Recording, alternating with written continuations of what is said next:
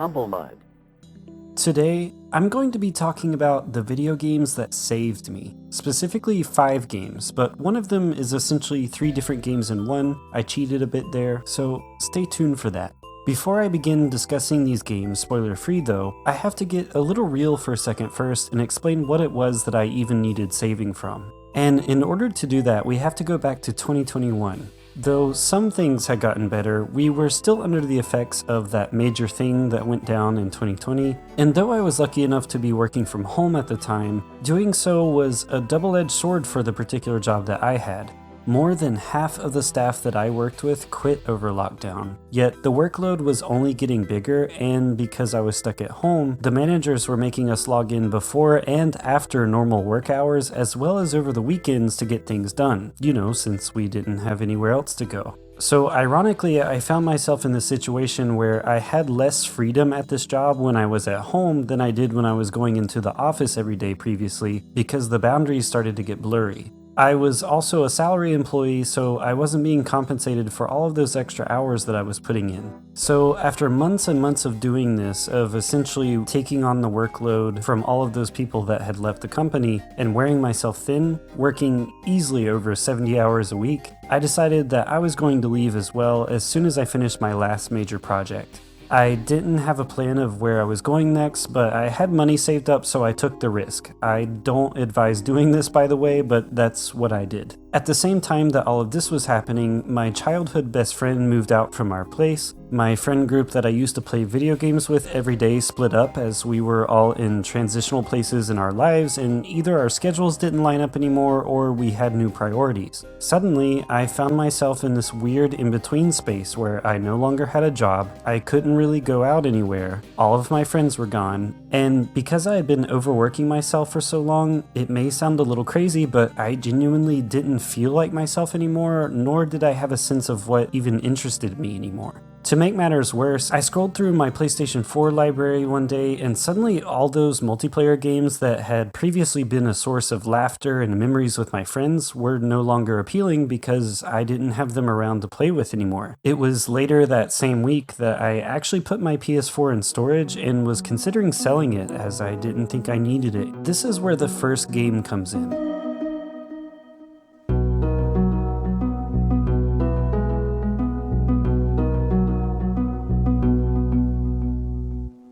I felt like just about everyone had played Stardew Valley by that point, but I was a little late to the game. There was one day where I didn't know what to do with myself, having all of this free time all of a sudden, and I remembered I downloaded Stardew on my PC ages ago and decided to finally give it a try.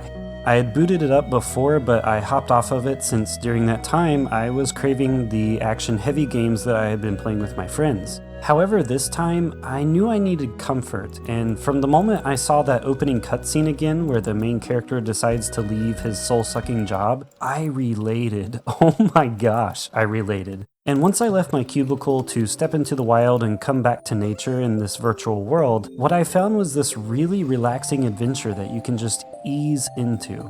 Little by little, I'd log more and more hours into Stardew Valley each day. I started making friends around the village, I started getting better and better at different trades, and I truly just lost myself in the charm of this game. I think the thing that helped me the most when I was playing the game at this time was that it really allowed me to slow down, and playing Stardew sort of became like a meditative, therapeutic activity for me each day.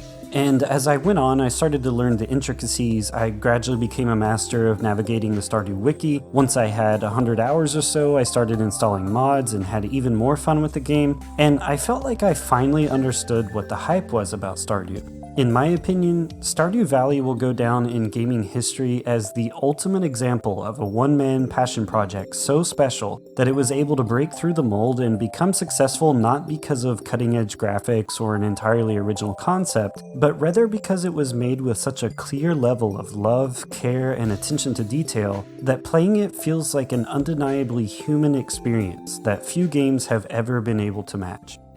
Another game that just feels inexplicably human to me is EarthBound. It's my favorite game of all time, still to this day. I started thinking about that game again, and I thought maybe it was time I tried the franchise that inspired EarthBound. And so, if Stardew Valley was the game that allowed me to dip my toes back into the pool of video games, Dragon Quest XI was the game that encouraged me to step onto the diving board and take that giant leap of faith.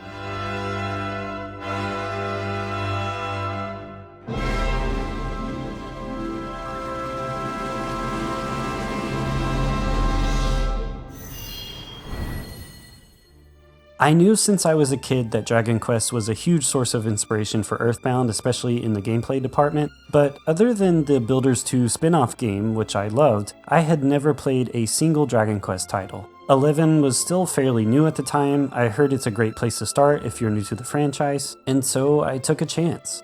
And I figured I'd like it, but what I didn't expect was to find one of my favorite games of all time. To find a game that felt nostalgic even though I was still new to the franchise, and to be introduced to one of my favorite JRPG characters ever, Sylvando. Dragon Quest XI is such a masterpiece of a JRPG. 11 will see you going on a large, sprawling adventure, going up against colorful, whimsical, and sometimes terrifying foes, with an equally colorful and endearing cast of characters. And throughout my adventure, I just felt an overwhelming sense of comfort. I just loved being in this world. In fact, I've heard a lot of people refer to Dragon Quest as a comfort food franchise, and I completely agree. I think that's in large part due to the familiar Akira Toriyama artwork, sound effects, and music that's common throughout every single Dragon Quest game.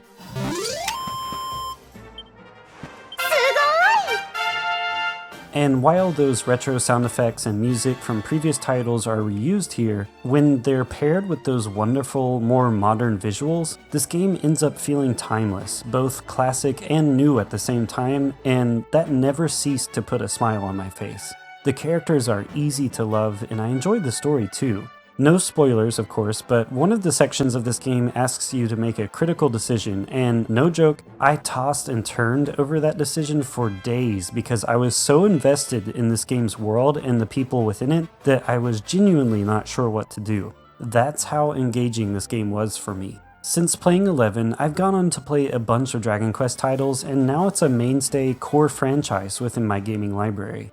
After playing through Dragon Quest, I decided that continuing my search for more EarthBound adjacent experiences would probably do me nothing but good. Dragon Quest inspired EarthBound, and EarthBound inspired a lot of indie games especially. And I looked through all of them, but it was Omori that caught my eye the most. Now, I'm going to preface this by saying that Omori is a very dark and at times depressing game. It's not something I'd recommend to everyone, and I think I played it at a great time. Right now, I'm not even sure if I could handle it. It has a lot of mature themes. At the same time, I would also say that this is a game that's best experienced pretty much blind, so you'll have to use your judgment as to whether or not it's for you. However, by the time I beat this game, I truly felt like this was the closest thing to an EarthBound-like experience that I've ever had. Even more than Undertale, and honestly, hot take, but even more than Mother 3. Now, it's nothing against those games, but what Omori did was take two of the most unique aspects of EarthBound in my opinion, that being the whimsical, outlandish, and absurd qualities and settings that game can have, as well as the underlying darkness and unsettling elements that game can have. It takes those two things together and dials them up to the extreme.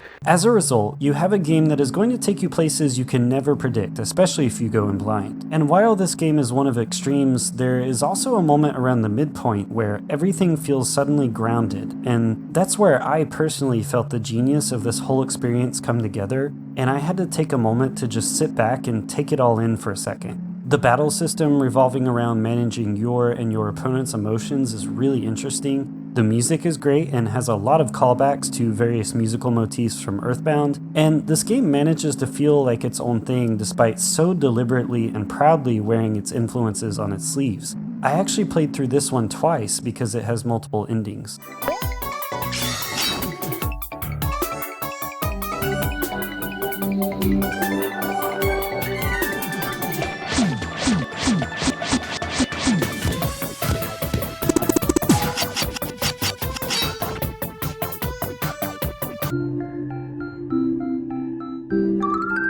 As we started to near the fall of 2021, specifically September, the world was gifted with Eastward. This game sometimes gets criticized for having a plot that leaves a few too many loose ends, and for not being the most well-paced game, but honestly, I enjoyed my time with Eastward in its entirety. Eastward is a Zelda-like adventure game where you control two characters, the talented but gruff and quiet mineworker John, and the infectiously positive, inquisitive Sam, as they navigate through this post-apocalyptic world together where they end up getting wrapped up in issues much larger than themselves. The gorgeous art style of this game was heavily inspired by Mother 3, so as you can see I was still in my search for Mother-like games, and it has one of my favorite OSTs of all time. I still to this day sneak songs from the Eastward soundtrack into my videos whenever I can. Like EarthBound, like Dragon Quest, like Omori, this game sees you going on a big adventure through multiple places and meeting lots of memorable characters. Not only that, but Eastward has a full-fledged game within a game inside of it called EarthBorn, and spoiler alert, this is the game that I consider 3 games in one. EarthBorn is a clearly Dragon Quest inspired game that you can play through these arcade stations utilizing what looks like a Dreamcast and are found throughout your adventure. You'll likely not make it far the first time you play this game, but you can use these figures that you obtain from gashapon machines to boost your abilities in games, similar to the functionality of something like an amiibo, and that really helps on subsequent playthroughs.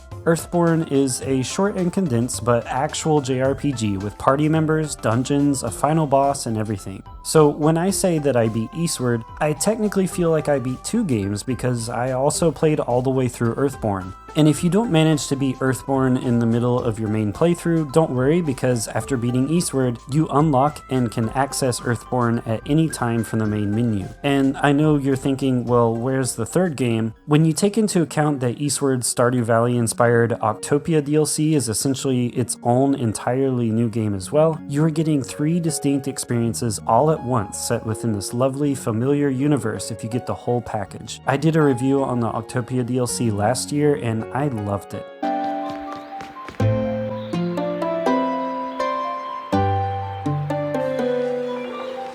Now, I'm not trying to make this whole thing sound like the rollout of the MCU, but the final game to cap off what I consider basically phase 1 of my gaming renaissance is Disco Elysium. If Stardew Valley helped me slow down and Dragon Quest XI showed me how to have fun again, Omori made me feel things, and Eastward was just an all-around vibe, Disco Elysium really taught me new ways to think about the world around me. It starts off with an interesting premise where you are essentially a cop trying to determine who murdered someone, but you have a lot of your own issues to sort out, face, or ignore as well, depending on what you choose to do. Disco Elysium is a true role-playing game in the sense that the type of person your character is and becomes is entirely dependent on your actions in the game and your reactions to the things that the game throws at you. When you start, you don't even know your own name, but by the end of this game, you'll feel like you understand your character as well as many of the key characters around him on a deep, multifaceted, and I'm going to say it again, human level.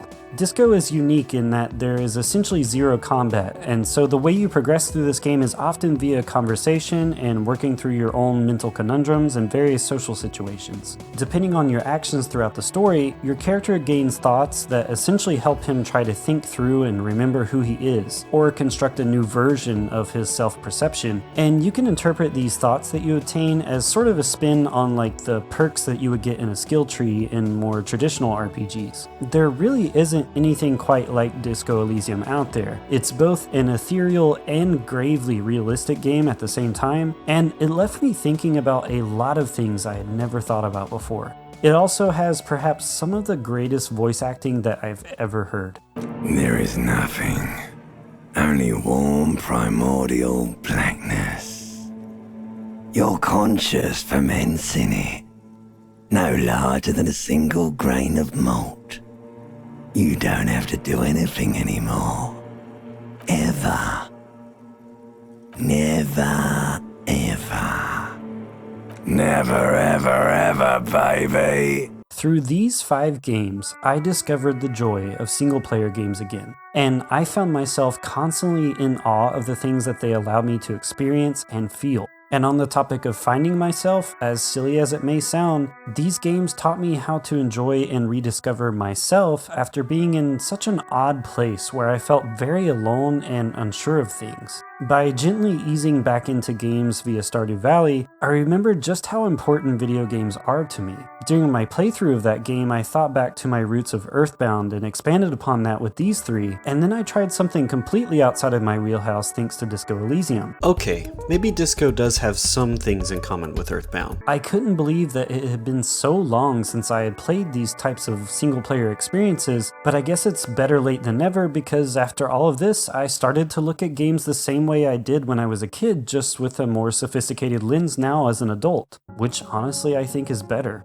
And I've been waiting for the perfect moment to talk about these games because I feel like I owe it to them. These were partially responsible for helping me start this channel. As I mentioned earlier, this set of games was basically phase 1 of my gaming renaissance. And if you enjoyed this video, I can certainly talk about what the games of phase 2 were and what the impact of those games were on me. Maybe you'll find a game that you haven't played yet. And in case you were curious, yes, I did ultimately sell my PS4, but that was only because I upgraded to a PS5. I can't believe how close I got to throwing all of that away though. Anyways, I hope you guys enjoyed this video. This is a topic that's been a long time coming. Let me know down below about the games that changed your life or made you think about games differently. I'd love to read about them and discuss, and hopefully find some new games for myself. If you're still here, thanks so much for watching, and as always, stay humble.